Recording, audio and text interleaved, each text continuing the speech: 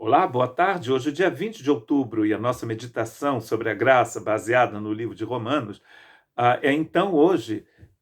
chega hoje então no capítulo 15, verso 8 da carta de Paulo à igreja de Roma. Digo, pois, que Jesus Cristo foi ministro, foi servo da circuncisão por causa da verdade de Deus, para que confirmasse as promessas feitas aos pais. O Cristo se tornou servo da circuncisão. Quando você pensa que já leu tudo o que tem mais de surpreendente, que possa existir de surpreendente na Bíblia, então você lê esse texto aqui, você percebe uma coisa que você ainda não sabe nada, você ainda tem muita coisa para descobrir nessas escrituras maravilhosas. O contexto ainda é o mesmo, né? Pessoas que se dizem fortes porque elas podem comer de tudo, podem beber o que quiserem, e outras que são consideradas como fracas porque têm uma espiritualidade baseada em um monte de proibições. Essas pessoas são consideradas como fracas. E aqui ele está dizendo uma coisa muito importante para esses dois grupos: que Deus, em Cristo Jesus, se tornou servo da circuncisão. Servo para o seu próprio povo, por causa da verdade de Deus. E essa verdade de Deus, ele está dizendo aqui, é para que se confirmasse as promessas feitas aos pais. Uma das promessas mais maravilhosas que Deus fez aos pais aqui, aos patriarcas, foi a promessa que ele fez a Abraão de abençoar todas as famílias da terra através dele. E mais tarde, no livro de Gênesis, a Bíblia está dizendo que seria através da descendência de Abraão que todas as nações da terra seriam abençoadas. Como a gente já leu uma grande parte das Escrituras, a gente descobre, lendo no Novo Testamento, que Paulo diz que a descendência de Abraão é Jesus Cristo. Então a gente sabe que é através de Jesus Cristo que todas as famílias da terra serão abençoadas. Não através de Abraão, que Abraão já morreu. Mas Jesus já morreu, mas também ressuscitou e vive pelos séculos dos séculos. Então esse Jesus, Deus conosco, se torna servo, ministro aqui, ou seja, servo da circuncisão. Um Deus que se torna servo.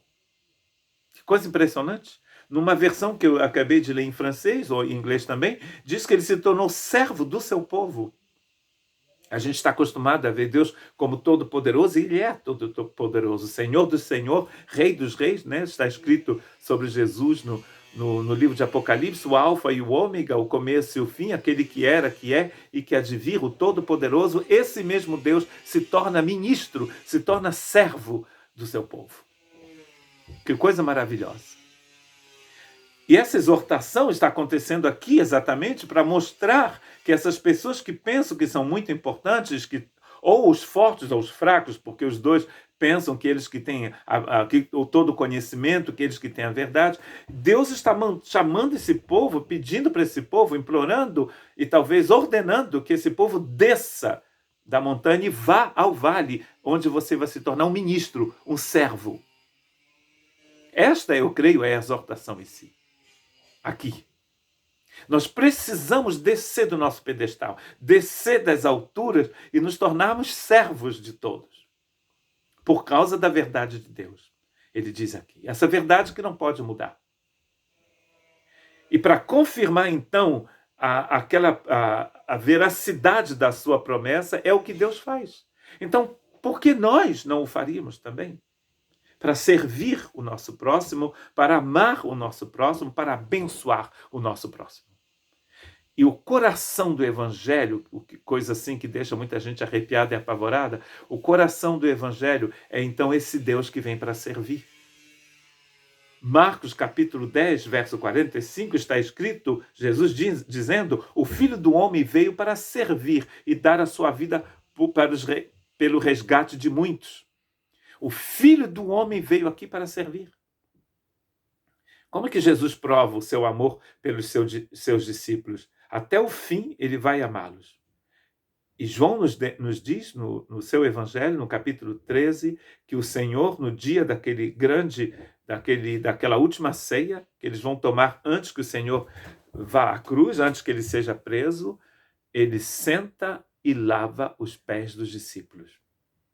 Quando você tinha um escravo que você queria humilhar, você colocava aquele escravo para lavar os pés das pessoas que vinham para o jantar.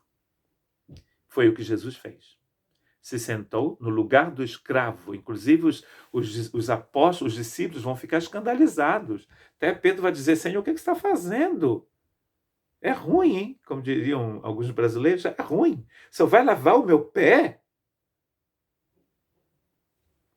E, portanto, João nos escreve dizendo: foi daquela forma que Jesus demonstrou o seu amor por eles, por aqueles homens, que a maioria vai abandoná-lo na cruz. O João vai estar lá ao pé da cruz com Maria, o Judas vai traí-lo, o Pedro vai negar 3 vezes conhecê-lo, mas mesmo sabendo que Judas ia traí-lo, que Pierre ia negar conhecê-lo, o Senhor lava os pés desses discípulos. Até os pés de Judas ele lavou. Demonstrando o seu amor. Servo de todos, servo sofredor, a gente cantava. Então, se o Senhor fez isso, o que será que eu não posso fazer para abençoar o outro? Para manter viva essa unidade do corpo de Cristo. Que Deus te abençoe.